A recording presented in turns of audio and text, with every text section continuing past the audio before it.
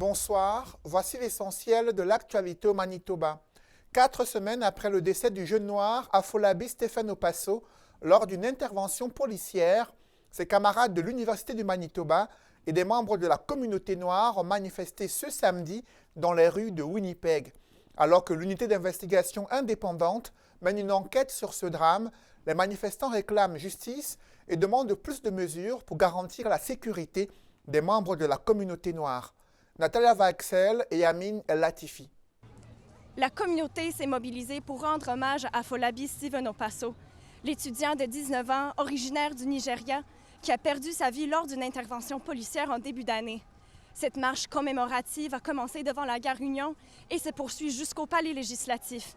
Parmi les participants, on retrouve des camarades d'Afolabi Stephen Opasso, ainsi que des étudiants d'autres universités et même des parents qui ont été touchés par cette tragédie. He has affected me a lot because me personally, I've never lost someone I know or that has been this close to. I've never lost someone like that, so it hit me heavy. For some students, it's been tough going to classes.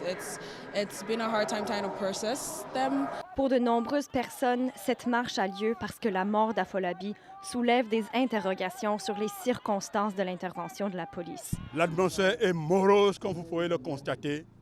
On est là pour Afolabi et pour tous ceux qui méritent la justice, la protection. Une enquête indépendante est actuellement en cours et la communauté demande des réformes pour éviter que de telles tragédies ne se reproduisent plus. Mais après aussi, c'est des demandes de tous les jours de s'assurer qu'il y a des caméras, qui portent des caméras, et aussi au point de vue de ces genres d'incidents, lorsque c'est des appels de bienfaisance pour la santé mentale et tout ça, que ce soit d'abord une équipe des civils qui arrivent, des experts en santé mentale, avant qu'on puisse déployer immédiatement le 911. La mort de ce jeune étudiant suscite des réactions au-delà du Manitoba. Une pétition lancée en ligne a recueilli plus de 10 000 signatures et réclame des interventions des autorités fédérales. Ici Natalia Vaxel, Radio-Canada, à Winnipeg. En plus de cette marche, une nouvelle manifestation pro-palestinienne s'est tenue ce samedi devant le Musée canadien pour les droits de la personne. Certains manifestants disent être déçus de la décision de la Cour internationale de justice. Elle a ordonné à Israël de punir l'incitation au génocide et de prendre des mesures immédiates pour s'attaquer à la crise humanitaire à Gaza. Les pro-palestiniens restent déterminés à se mobiliser pour soutenir les victimes de la guerre entre Israël et le Hamas. I think it's a step.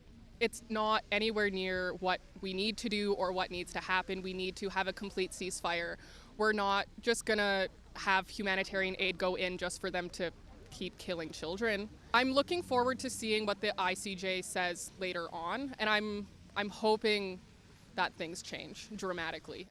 Parlons à présent de la distribution gratuite des livres qui a suscité un grand intérêt des familles franco-manitobaines.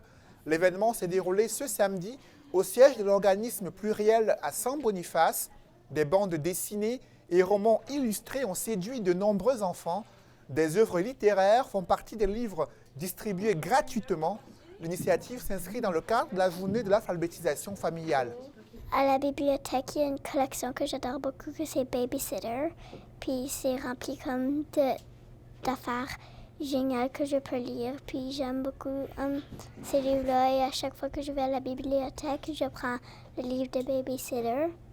C'est pas toujours évident d'avoir des ressources en français pour le faire, pour faire partager cette culture-là. Donc voilà, sortir un peu les enfants des écrans et puis retourner à un partage en commun avec des mots, de la littérature et tout ça, de le faire dans la joie et dans le plaisir.